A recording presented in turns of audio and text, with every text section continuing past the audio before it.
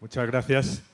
Es un placer para mí estar con ustedes en el marco de esta convención Perumín aquí en Arequipa y para tratar el tema de las tierras raras, que tantas expectativas últimamente está surgiendo. En realidad, las tierras raras han sido raras hasta hace un par de años, ¿no?, en el que realmente se han puesto en el candelero.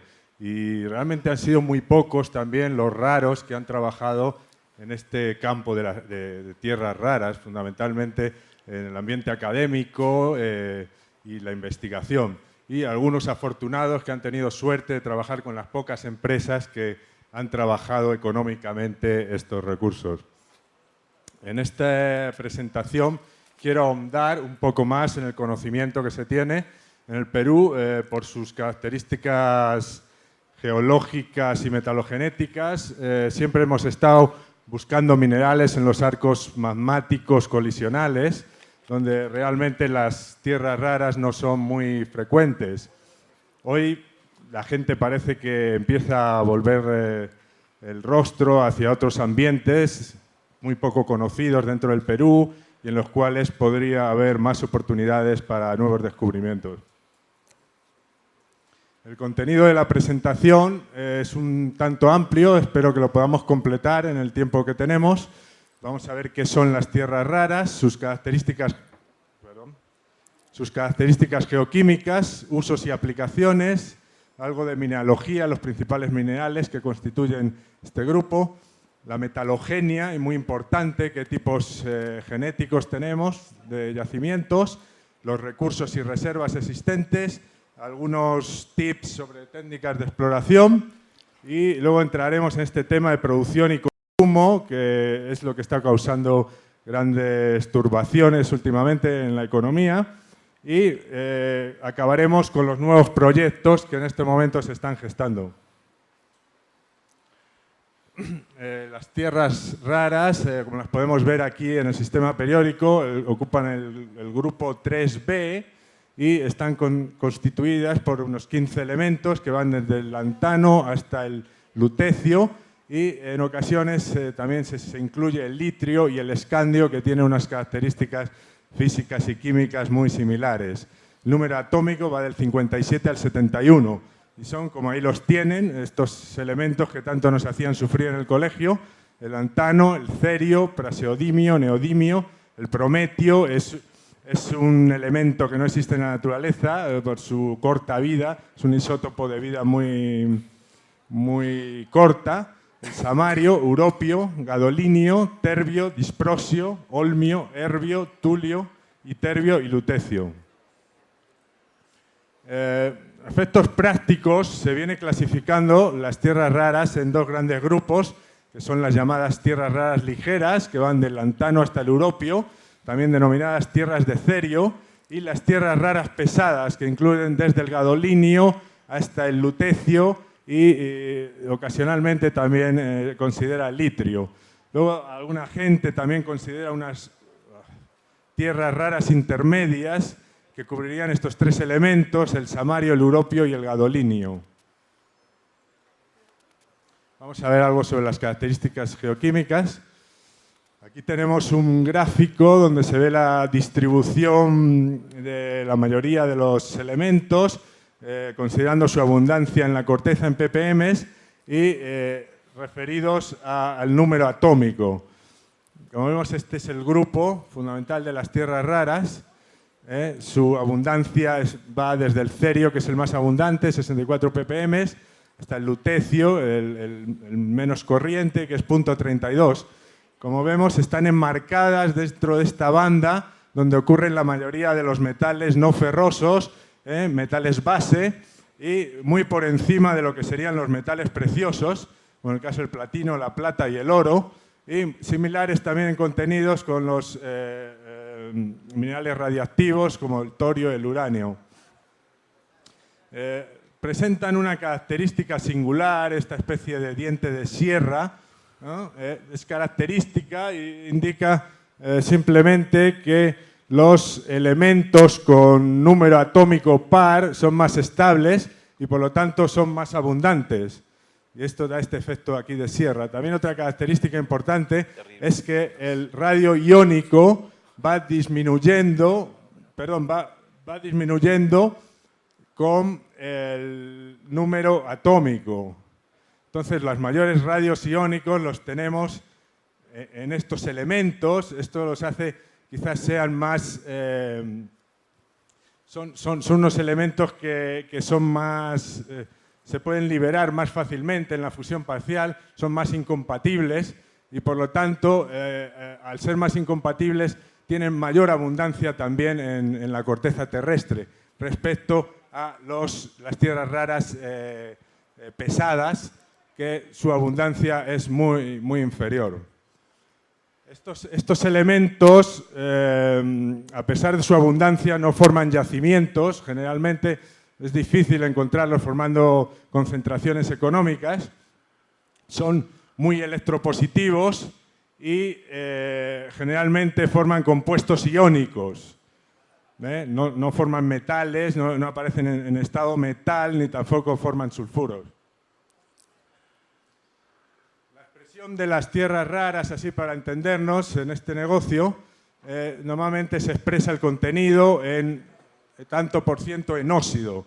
Los resultados que los laboratorios normalmente entregan son en ppm, exigen una corrección a óxido y luego normalmente se agrupan lo que son tierras raras ligeras, las tierras raras pesadas, y también se expresan en ocasiones como tierras raras totales, el treo.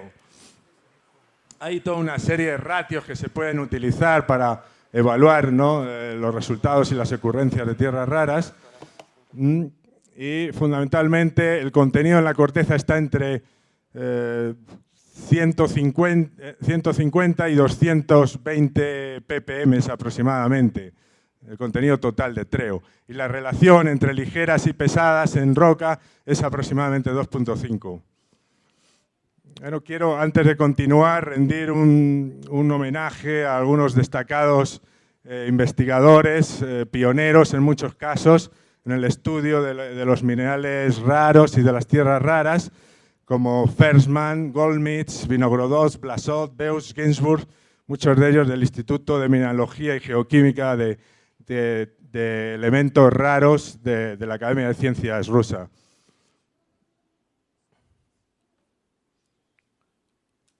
Aquí tenemos algunos usos y aplicaciones.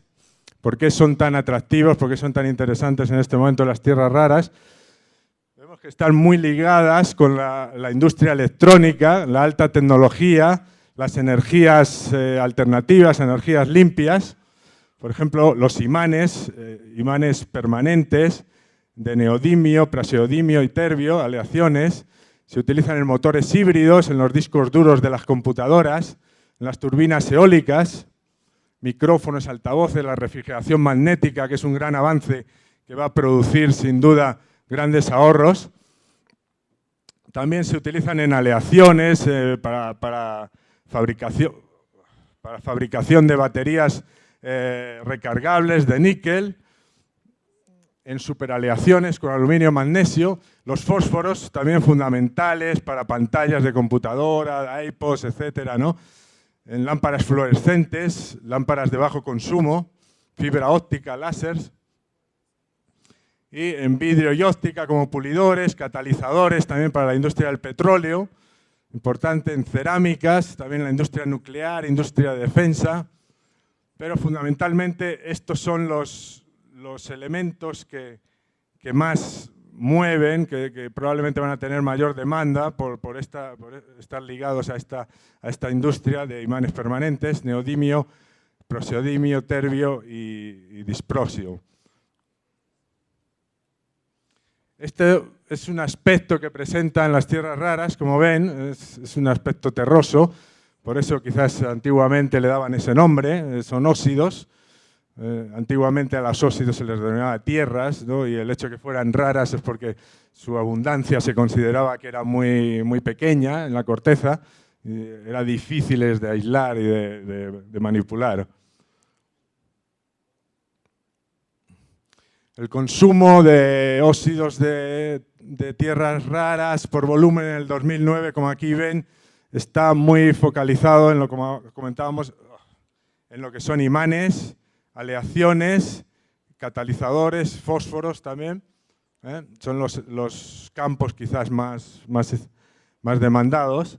Y después, respecto al valor de esta producción, como vemos, el mayor valor agregado está acá en los fósforos y en los imanes. Teníamos fósforos por producción era un 7%, el valor de esos 7% es un 32%, en imanes era un 20 y algo, tenemos un 38%, y el resto se distribuye en aleaciones y otras diversas aplicaciones. Bueno, esto es algo que ha causado pánico últimamente, la subida de los precios históricos de las tierras raras. Aquí vemos las tierras raras ligeras, precio FOB en China, en dólares USA por kilogramo. Tenemos lantano, cerio, praseodimio y neodimio. Como vemos, los precios estuvieron bastante estables hasta el 2009 y a partir del 2009 han tenido una subida exponencial, prácticamente unas decenas de dólares. Actualmente el neodimio está situado por encima de los $300 el kilo. El praseodimio igual está cercano a los 150 y el resto de ellos también. Sobre todo a partir del 2009, cuando se empiezan a demostrar las restricciones y las limitaciones en el suministro de tierras raras. Para las tierras raras pesadas es todavía más dramático, si se dan cuenta, puesto que los precios actuales están llegando, en el caso del disprosio, a cerca de $6.000 el kilo.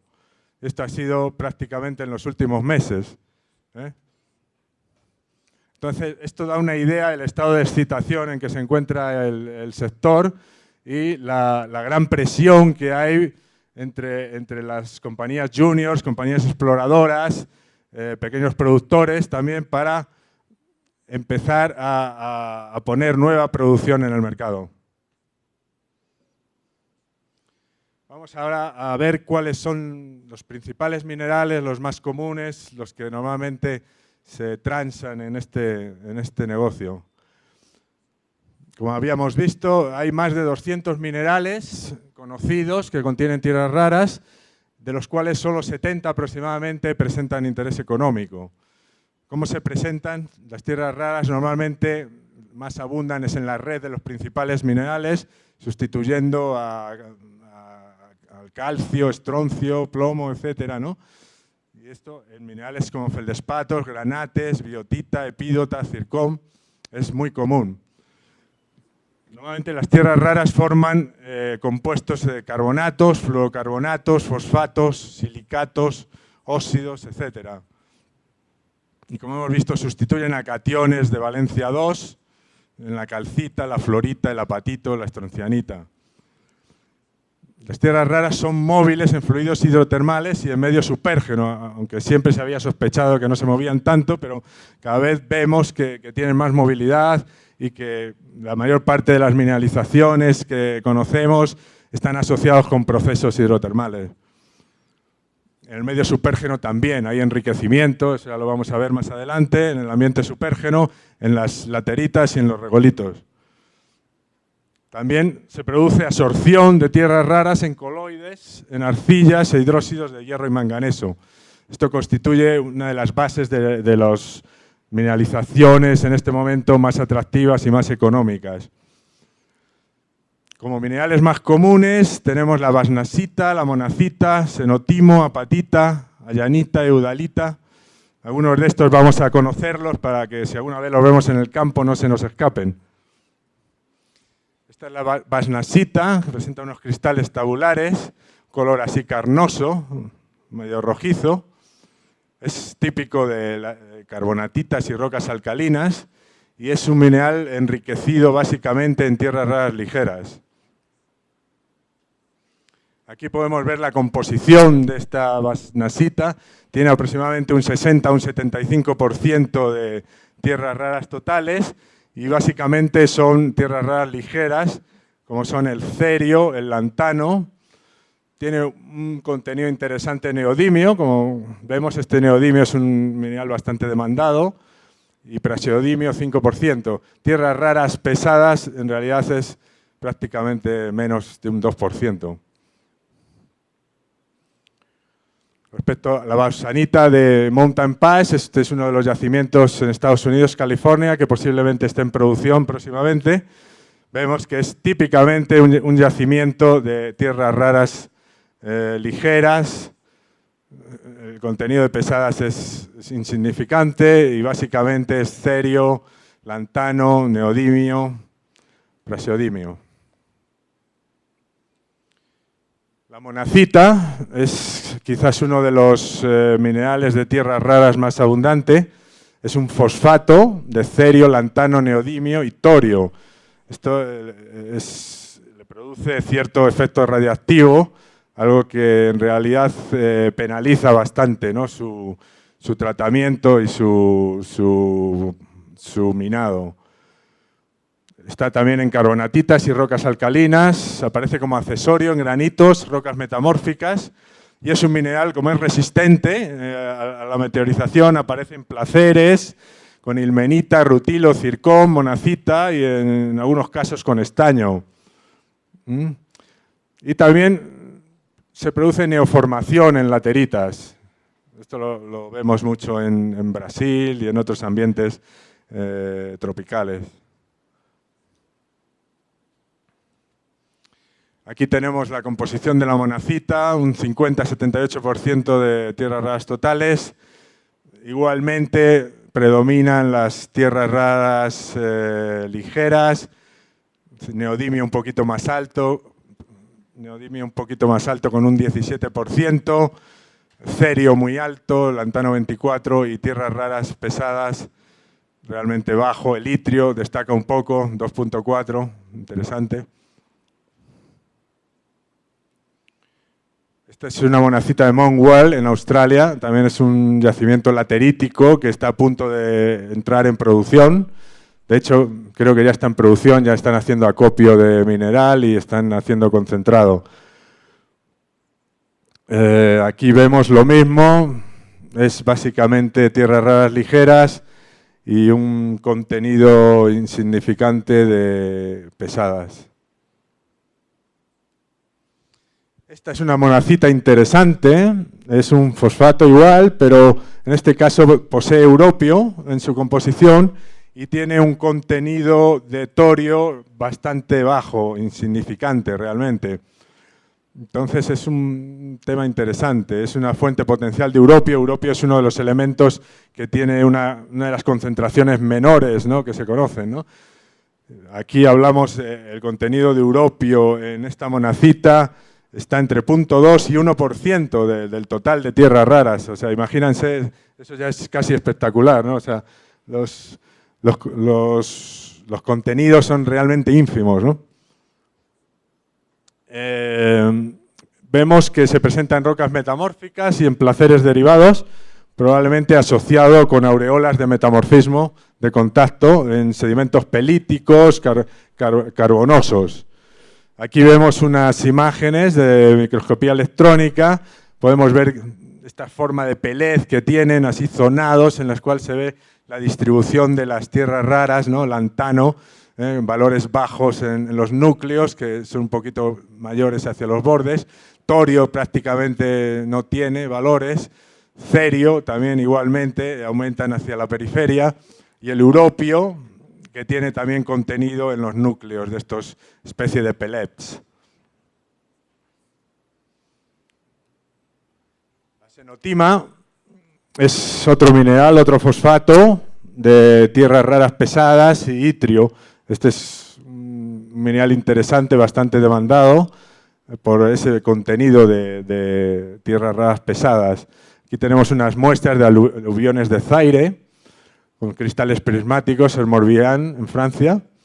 Esta es quizás históricamente la principal fuente de suministro de itrio y tierras raras pesadas. También es accesorio en rocas ígneas y metamórficas y aparece como mineral hidrotermal en rocas alcalinas y hiperalcalinas. Se ha explotado en algunos placeres de Malasia, como les indiqué antes, y también aparece asociado con uranio en los paleoplaceres en los depósitos de uranio de Athabasca, proterozoicos. Aquí ven la diferencia espectacular, ¿no? Itrio 60%, disprosio 8.7%, y los elementos ligeros prácticamente alcanzan el 10%. O sea, esto es lo que a todo explorador o productor en este negocio le gustaría encontrar en este momento.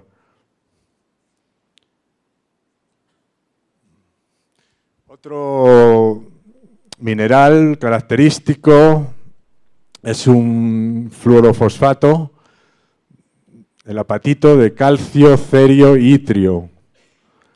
Aquí tenemos una muestra típica, cristales translúcidos de Kivu en Zaire. Aparecen carbonatitas, rocas alcalinas y tiene un contenido entre 0.4 a 19% de tierras raras totales, en las cuales predomina las ligeras. Este mineral realmente solo se ha extraído económicamente tierras raras en los yacimientos de fosfatos de cola, en Quivina, en Lobócero, ¿no? Donde realmente se hizo toda una industria, ¿no? de estos fosfatos magmáticos, ¿no? Y como subproductos se trabajó también en las tierras raras. Aquí vemos la distribución. Tenemos cerca de 10% de tierras raras pesadas, neodimio interesante 14%, muy en la tónica de los que habíamos visto anteriormente. Eudialita, este es un interesante mineral, es un clorurosilicato de sodio, con una fórmula bastante compleja, donde tiene circonio, donde tiene itrio y otras tierras raras. Esta es una muestra de Norra Kar, es un yacimiento en Suecia, que actualmente está en exploración, y lo que destaca, como hemos visto, es el alto contenido de circonio y tierras raras. Aquí vemos, esto es una eudalita de Kipagwa, en Canadá, donde vemos itrio hasta un 24%, neodimio interesante, disprosio 4%, otros que pueden ser en gran medida también tierras raras pesadas. Y el ratio es aproximadamente 33 pesadas frente a totales, ¿no? que está bastante bien. Normalmente este tipo de mineralización se da en sienitas nefelínicas, rocas peralumínicas. Y este mineral tiene una ventaja, es bastante lisiviable, entonces es fácil de extraer. Se pensaba que podría ser una alternativa a los depósitos de absorción iónica chinos, pero también tiene algunas complicaciones con la sílice, ¿no? Que puede formar una serie de compuestos de sílice que dificultan la extracción y la metalurgia. Vamos a ver ahora el tema de la metalogenia. Tenemos tipos primarios y depósitos secundarios. Fundamentalmente están asociados con rocas alcalinas y carbonatíticas. Los complejos sienita, biosienita y jolita, con carbonatitas en la parte central. Abundan las tierras raras ligeras, y los granitos peralcalinos de sienita, gabro, etcétera, rocas ultramáficas en ocasiones también, con enriquecimiento mayor en tierras raras pesadas. Otra fuente interesante, hasta ahora no explorada o no producida, es en los IOCG, los Iron Oxide Copper Gold, que algunos subtipos presentan contenidos de tierras raras, uranio, niobio, fósforo, etc. También hay en las pegmatitas estos diferenciados extremos ya de los magmas presentan normalmente bastantes minerales incompatibles, ¿no? Lo que queda en los últimos residuos magmáticos, fundamentalmente niobio, litio, berilo, circonio, itrio, flúor, tierras raras. Estas específicamente se denominan las NIF, ¿no? Ligado al niobio, al itrio y al flúor. pero en general en la mayor parte de las pegmatitas ocurren contenidos de tierras raras, aunque comúnmente no son económicos. También veíamos en rocas metamórficas de grado medio-alto, son minerales accesorios, que en algunos casos son resistentes y se heredan y se pueden trabajar posteriormente en los placeres tanto de playa como fluviales. Otros tipos son vetas de torio con tierras raras y flúor, uranio, tierras raras, que se dan fundamentalmente distales a estos complejos alcalinos y carbonatíticos. También los fosfatos tienen un contenido interesante, alrededor entre 0,01 a 0,1% de tierras raras y bueno, puede ser un subproducto, ¿no?, en la explotación de estos yacimientos. Habría que ver en Perú, ¿no?, que realmente qué proporción de tierras raras existen en Bayóvar y en otros depósitos. Depósitos secundarios, tenemos los placeres y paleoplaceres que habíamos visto, y lateritas y regolitos con bauxitas kársticas, depósitos de absorción iónica en arcillas, que son quizás los más dóciles desde el punto de vista metalúrgico y desde el punto de vista también de costos de producción.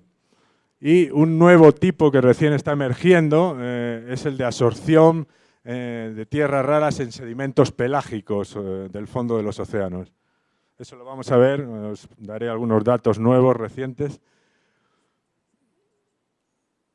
Esto es una carbonatita típica, es una roca oscura compuesta de calcita, a veces dolomita,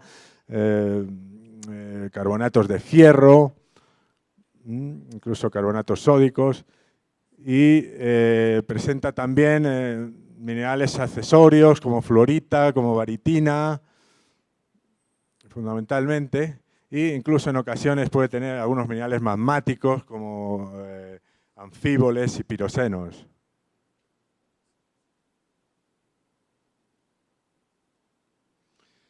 Aquí vemos la distribución de las principales ocurrencias de carbonatitas con contenidos de tierra rara a lo largo del mundo. Vemos que en muchos casos están relacionadas con las estructuras tipo rips que han ocurrido a lo largo de la evolución geológica. Las vemos aquí en el este de Canadá, aquí en la zona, en el borde del Atlántico de Brasil, en África, ligadas a la apertura probablemente del océano Atlántico, son de edad Cretácico fundamentalmente. Aquí en los rips africanos también tenemos un buen número de estas ocurrencias. Tenemos en la península de Kola, en toda esta zona norte de Europa. También algunas están ligadas a los movimientos del Himalaya, ¿no? Aquí tenemos Mainipum, por ejemplo, es de una edad Cretácico también y posiblemente está ligada a un orógeno postcolisional, ¿no? Tenemos Valle Novo, también es una de las más importantes ocurrencias. Está muy cerca también del límite del Caratón norte chino, que es una gran estructura que posiblemente ha controlado la mineralización, porque es muy dispar. La mineralización se sucede a lo largo de varios cientos de millones de años. También tenemos acá en Australia algunas ocurrencias importantes. Y bueno, esto ocurre fundamentalmente en diques, en pequeños stocks, muchas veces intruidos en el centro de los complejos alcalinos. Se forman también en brechas, mantos, vetas, diseminaciones, y están en muchos casos relacionadas con los eventos tardimagmáticos e hidrotermales. Aquí tenemos los IOCG, algunos de los cuales pues, tienen contenidos considerables de tierras raras.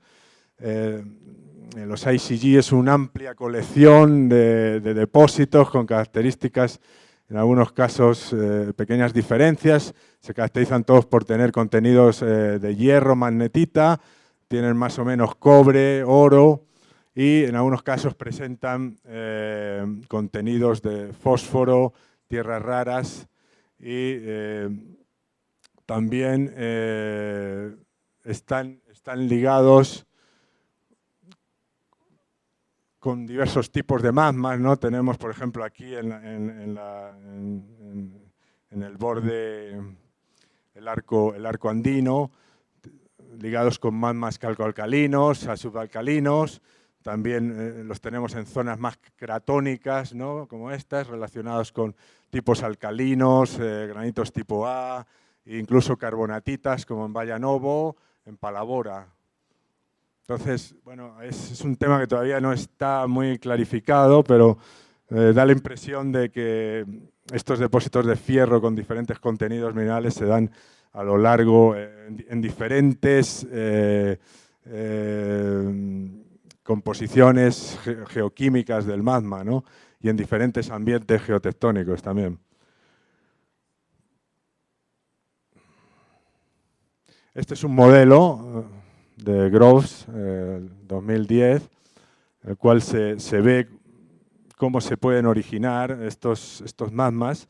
Tenemos dos ambientes fundamentales, aquí ligado con una subducción, una zona de margen continental y posiblemente con adelgazamiento cortical y un manto sublitosférico probablemente fertilizado por la subducción y adelgazamiento, como vemos, y posiblemente la inclusión de una cuña mantélicas o incluso el emplazamiento de plumas mantélicas, ¿no? En este caso. Entonces, aquí tenemos yacimientos, los típicos yacimientos andinos. Pero también vemos que podemos obtener mineralizaciones similares como Salobo en Brasil, como Limpid Dan, incluso mineralizaciones tipo de kimberlitas, ¿no? Con diamantes, lamproitas, de níquel, cobre, platino, etcétera, diversos tipos ligados a ambientes cratónicos, plataformas estables, donde hay un manto sublitosférico de alguna forma metasomatizado y fertilizado, donde se produce fusión parcial y ascensos de magma hacia la corteza. Aquí podemos verlo esto un poquito más en detalle. Estas zonas de fusión parcial de alguna forma se emplazan en la base de la corteza y producen la fusión parcial de esta, ¿no? Produciendo toda una serie de magmas félsicos y también aportando magmas máficos producto de esta fusión parcial del manto sublitosférico. Entonces, aquí vamos a obtener magmas alcalinos, en algunos casos, máficos, ultramáficos y también félsicos. Entonces, la mezcla de todos estos magmas muchas veces lo encontramos en estos depósitos. Tenemos en ocasiones magmas primitivos de una naturaleza básica, diorítica, gabros incluso, ¿no? Junto con otros mucho más evolucionados de naturaleza más félsica. Entonces también el nivel de emplazamiento es importante. Palabora, por ejemplo, estaría ligado con estas carbonatitas en unos niveles bien profundos, mientras que Limpid Dan estaría ligado con una zona de ascenso de fluidos, de desfluidización, ¿no? de todos estos magmas ligados a grandes estructuras corticales, ¿no? Y en un nivel alto con presencia de brechas y mineralización fundamentalmente de matita. Matita oro y bueno, también hasta 0.5% de tierras raras. En cuanto a las rocas alcalinas, tienen probablemente un origen muy similar. Son formados por rocas básicas, ultrabásicas, hasta granitos, toda una saga diferenciada, y se derivan también por fusión parcial de ese manto sublitosférico. En ambientes posorogénicos y orogénicos fundamentalmente, y tienen enriquecimiento en elementos incompatibles como circonio, niobio, tántalo, estroncio, bario, litio, uranio y tierras raras. Aquí tenemos algunos, estos grandes complejos de Limausak en Groenlandia, de sienitas nefelínicas. Tenemos quivina, lobócero, son los mayores complejos peralcalinos que existen en el mundo, totalmente espectaculares, con mineralización de circonio, niobio, tántalo y tierras raras. Tenemos en Canadá Strain Lakes, Thor Lake, que son dos yacimientos que actualmente están en proceso de factibilidad. En Pocos Caldas también es un complejo alcalino que ha sido de alguna forma afectado por lateritas, ¿no? Por laterización. También tenemos aquí en el Midian y Hatch, en Arabia Saudí, tenemos una serie de depósitos conocidos, de circonio, niobio, itrio, fundamentalmente. Y en Canadá también Dubo es otro de los proyectos que está en camino, con abundante circonio, niobio, tántalo y tierras raras tipo pesado. Respecto a las lateritas y regolitos, aquí tenemos la distribución actual del ambiente laterítico, tropical, subtropical. Son zonas con lluvias abundantes, con un relieve moderado, donde se desarrollan perfiles lateríticos de decenas a centenares de metros. Si os dais cuenta, está afectando a muchos de estos depósitos carbonatíticos que antes hablábamos, en África, aquí en Brasil, también algunos granitos alcalinos, como Pitinga, e incluso en Oka también, a pesar de que está aquí en el extremo norte de Canadá, también existe un buen desarrollo de regolito. Y tenemos Tontor, que quizás es uno de los más grandes yacimientos que existen sin desarrollar en Siberia, en una zona bastante inaccesible, pero es un monstruo, uno de los grandes monstruos, donde tiene también unos niveles de enriquecimiento importantes y unos recursos excepcionales. Y tenemos Monwell, del que ya hemos hablado, 15 millones a 11% de tierras raras más itrio. Dong Pao, que es un proyecto también que ahora mismo están trabajando algunas empresas japonesas en Vietnam. Y Long Nan son estas maravillosas arcillas con absorción iónica de tierras raras, que es uno de los, digamos, de los materiales actualmente más económicos de producción y donde se está produciendo la mayor parte de las tierras raras pesadas que están en el mercado.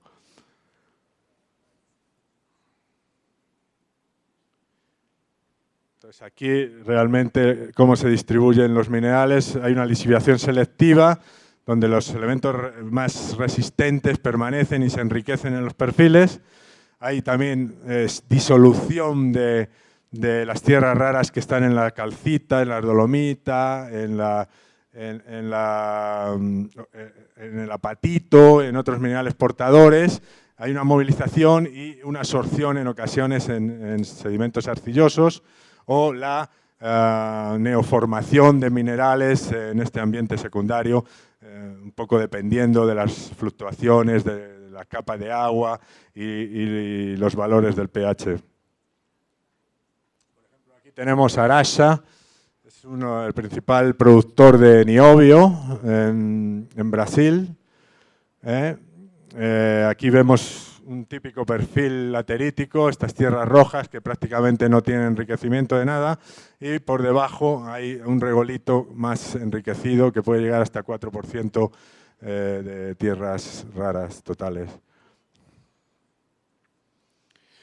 Esto es en Japón y en Laos, es resultado de los trabajos de exploración que vienen realizando el Servicio Geológico japonés buscando recursos para su industria. Aquí, en este caso, en Tanakami, lo que podemos ver es un granito biotítico con elementos formadores como lanita, batito, monazita, zircón, los cuales son lisiviados en superficie y posteriormente absorbidos en minerales de tipo caolinítico, que se depositan, son redepositados fuera digamos, de la roca madre. Mientras que esta roca lisiviada en realidad está empobrecida, no tiene mayor contenido.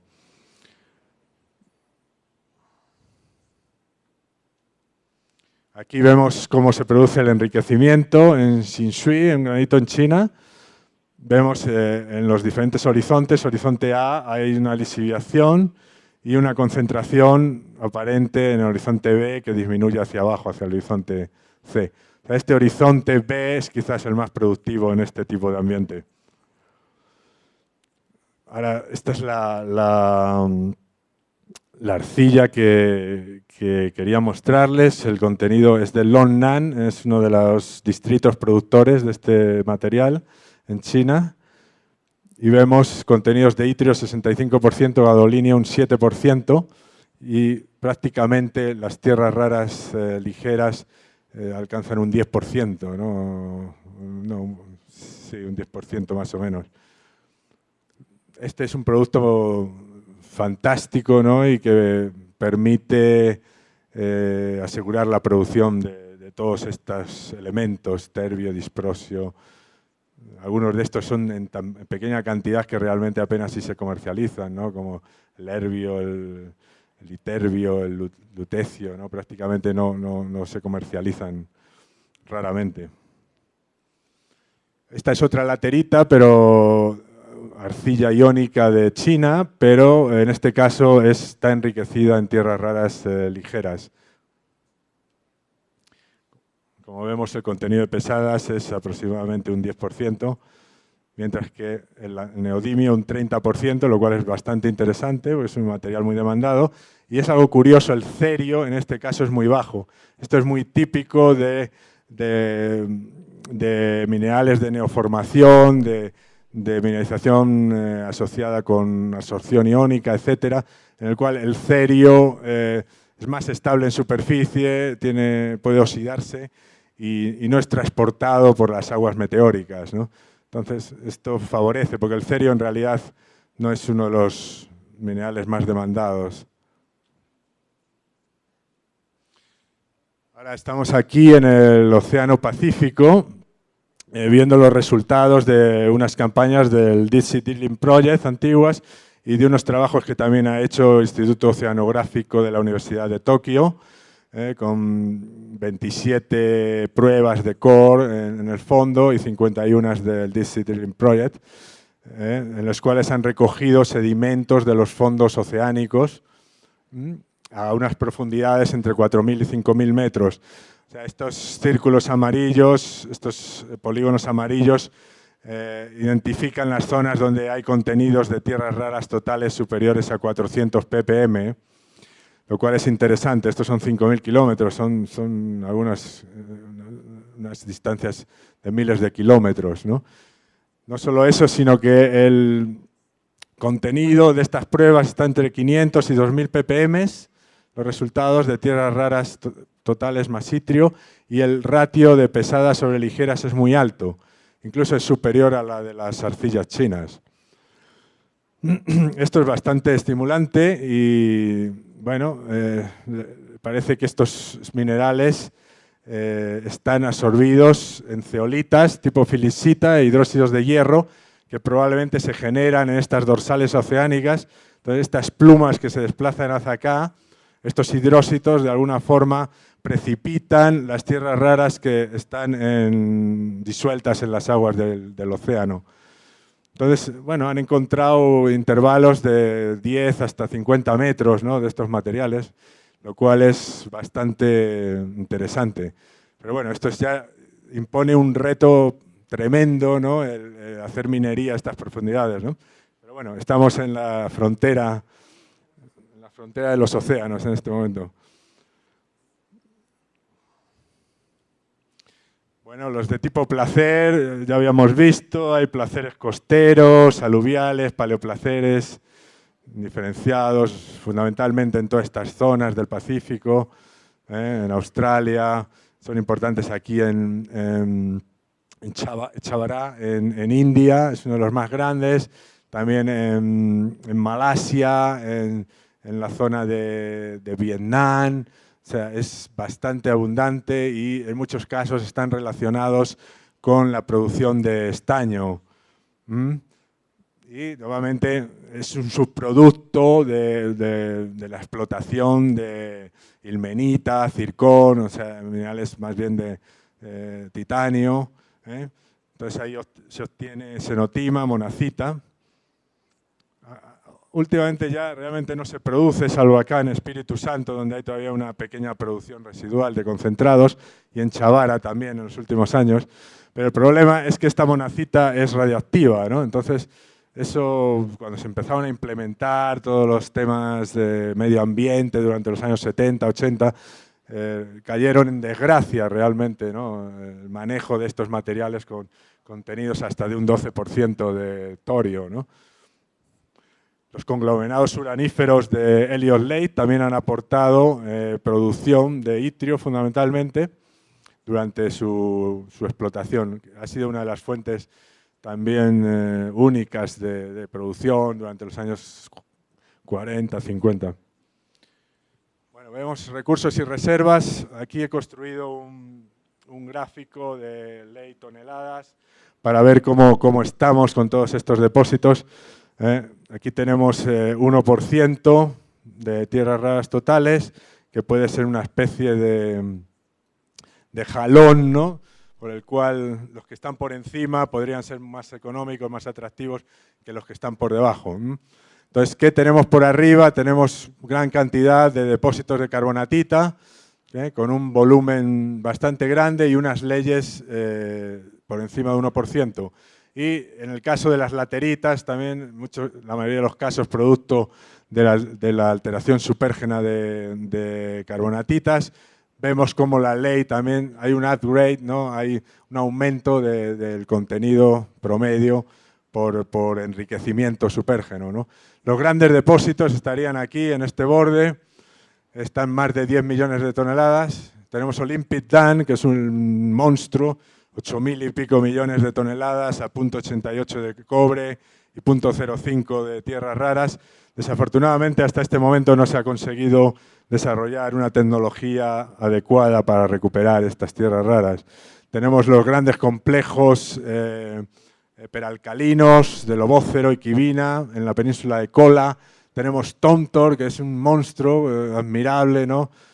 Yo creo que se saldría de aquí, no hay unos datos. Todo esto es un poco especulando, ¿no? En base a la escasa información que existe, ¿no? Pero promete ser un gran depósito de tierras raras y niobio también. Valle Novo, un excelente también, es un IOCG, pero también relacionado con diques de carbonatita, principalmente es producción de hierro y como subproducto se obtiene tierras raras ligeras a partir de basnasita. Estos son los grandes campeones de esta liga. Aquí tenemos algunos depósitos en Vietnam. Mause Nord es una carbonatita también con alrededor de 7 millones de toneladas de recursos. Araxá también tiene cualquier cantidad, ¿no?, de recursos de tierras raras. Y muchos de los proyectos que ahora vemos ahí encumbrados, como Mount Well en Australia, Dong Pao, Mountain Pass, el famoso depósito de California, Mount Pune es un depósito en China también ligado a diques de carbonatita. En general, apreciamos que estos serían de algún modo los depósitos, el tipo de depósito más potencial para su explotación. Por debajo tenemos yacimientos de baja ley como fosforitas, que no pasan de 0,1%. Tenemos los paleoplaceres, los placeres en algunos casos, con un gran volumen, pero unas leyes bastante marginales. Y tenemos los yacimientos aquí de absorción absorción iónica, chinos, que tienen un reducido volumen y unas leyes muy bajas. Como hemos visto, no pasan de 0,2% de contenido de tierras raras totales. Bueno, sigamos. Bueno, en base a esto he construido una tabla, una relación de recursos mundiales, así con la información dispersa que se puede encontrar por un lado y por otro, donde destacaría Rusia con unos recursos potenciales que superan los 100 millones de toneladas. En este momento no son económicos, probablemente, por la tecnología, el procesamiento no está todavía resuelto. China con Bahía Novo y otros depósitos que se acercan a los 60 millones. Australia también tiene un buen recurso, ¿no? Con los depósitos que hemos visto anteriormente. Brasil probablemente tiene un potencial para crecer muchísimo, porque todos estos complejos alcalinos y carbonatitas que han sido meteorizados probablemente contienen grandes recursos que todavía no han sido evaluados. En Estados Unidos están cerca de 10 millones, también con las carbonatitas, con Mountain Pass y otros depósitos también que están en evaluación en estos momentos. Vietnam también tiene potencial para crecer con los dos grandes depósitos, Dong Pao y el otro que indicamos. Groenlandia también, y Limac, ¿no? el gran complejo peralcalino y Limac es un gran recurso de tierras raras, de uranio y de otros minerales. Canadá también, de a poquito, también va creciendo sus recursos. India tiene buen potencial. Mongolia también, hay abundantes carbonatitas, complejos alcalinos y probablemente está muy infradimensionado. Esto es lo que el Servicio Geológico americano publica, está un poco exagerado, ¿no?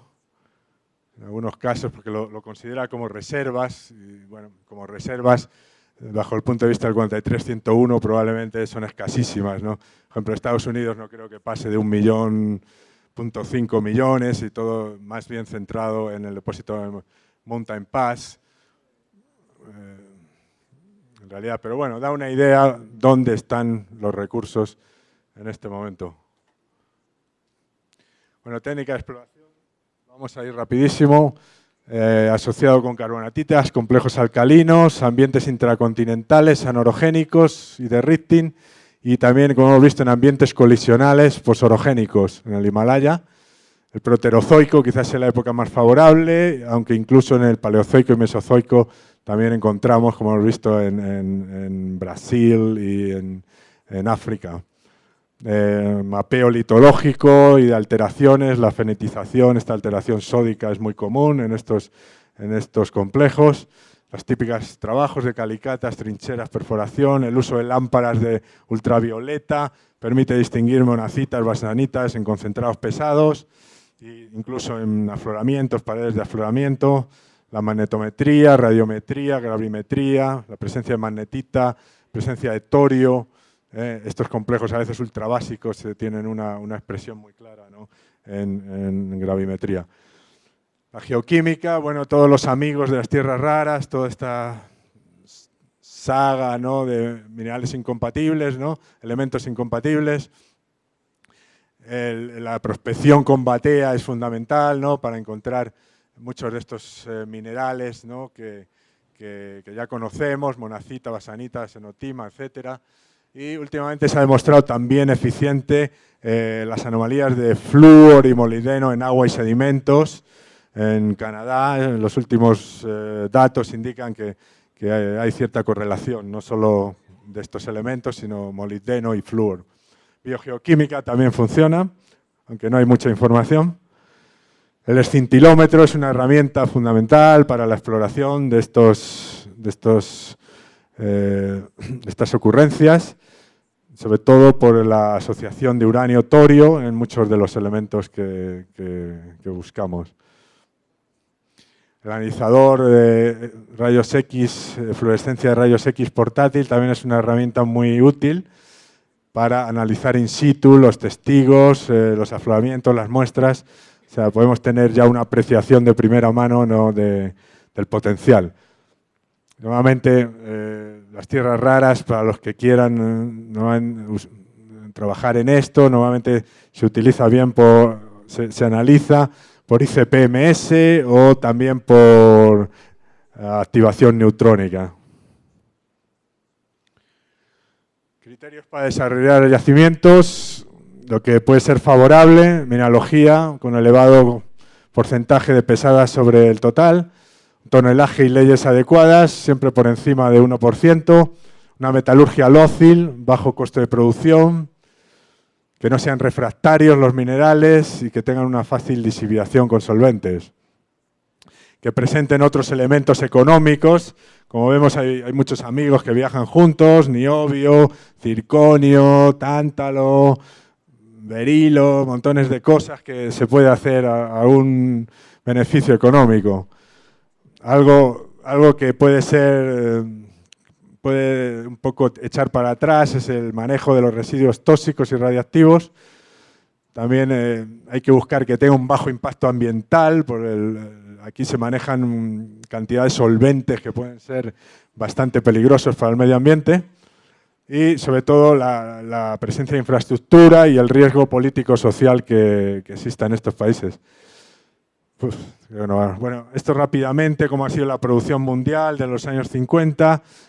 Había una producción aquí bastante baja desde el principio, en los 60 empieza Mountain Pass en producción en Estados Unidos y a partir de los 80 los depósitos de Bahia Novo en China, que prácticamente han monopolizado en este momento la producción total de tierras raras. La producción mundial, como vemos, 95% aproximadamente de China, en USA se produce un poquito, ahí en Mountain Pass, en Rusia también, algo, India, algunos concentrados y en Brasil igualmente. La producción estimada es alrededor de 128.000 toneladas. Este es el comercio mundial, cómo se mueve. China es el principal productor, 120.000, con un consumo de 76.000. Japón es un consumidor nato, con 20.000 toneladas. Europa, consumidor nato. Estados Unidos también es consumidor nato prácticamente, salvo estos 1.700 toneladas que se están produciendo con mineral almacenado ya de antiguas campañas. Y pequeños productores, como veíamos, de India, Malasia, concentrados, probablemente de placeres. Entonces vemos aquí cada vez hay un desbalance mayor, ¿no? Cada vez está aumentando más el consumo de China y la disponibilidad, realmente no hay otra producción salvo la que se genera en China, ¿no? La disponibilidad de material es realmente limitada. Estos son los centros de producción en China, Mainipuin, en Bachanita, aproximadamente unas 10.000 toneladas. Bahia Novo es el mayor yacimiento, aproximadamente 55.000 toneladas, como subproducto de la minería del hierro. Y en el sur de China, estos depósitos de absorción iónica, que se estima que pueden producir alrededor de 45.000 toneladas. Pero bueno, hay bastante contrabando también. Aquí era una zona sin ley, operadores informales. ¿Cuál es la estrategia actual de China? Bueno, su estrategia es consolidar la producción de tierras raras en grandes empresas. Para eso ha cerrado muchas de las minas que existen en Longnon y esta zona, principales minas de absorción iónica. Tener un mayor control sobre el medio ambiente, evitando todo el desbarajuste que ahí se hacía. Están entrando en una transición de una economía exportadora a consumo local, cada vez hay más consumo local y por lo tanto hay menos mineral para exportar al exterior. Asegurar el suministro con los consumidores locales. Esto entraña también atraer a muchas empresas tecnológicas a China para que produzcan allí bueno, elementos de alta tecnología, estos imanes o otros componentes que consumen tierras raras. Y también intentan controlar de algún modo nuevas producciones fuera de China. De hecho, han sido vetados en 2 ocasiones, tanto en Australia como en Estados Unidos, cuando intentaron adquirir Mountain Pass y en BOM y en la empresa de Lynas en Australia. Este es uno de los forjadores de la industria de tierras raras en China, Su Wanxian. Es un químico formado en la Universidad de Columbia. Hace poco recibió el Premio Estatal de Ciencia y Tecnología, que es una especie de premio Nobel, por sus trabajos pioneros en la extracción de tierras raras y el liderazgo que ha desarrollado en todo el desarrollo tecnológico en China.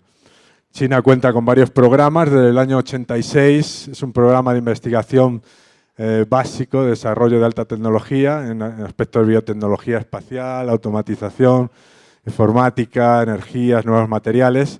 Y a partir del 97 otro programa con investigaciones básicas para cubrir necesidades nacionales. Existen al menos 3 laboratorios estatales que trabajan en el desarrollo y en la investigación de tecnología relacionada con las tierras raras.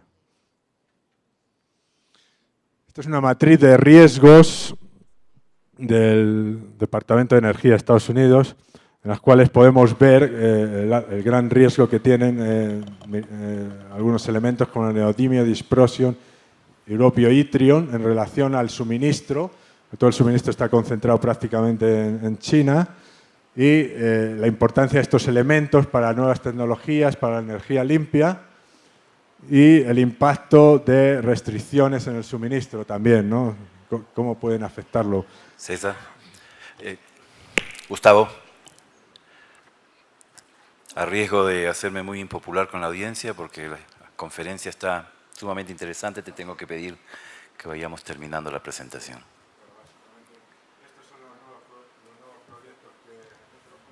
Nuevos proyectos que están en proceso.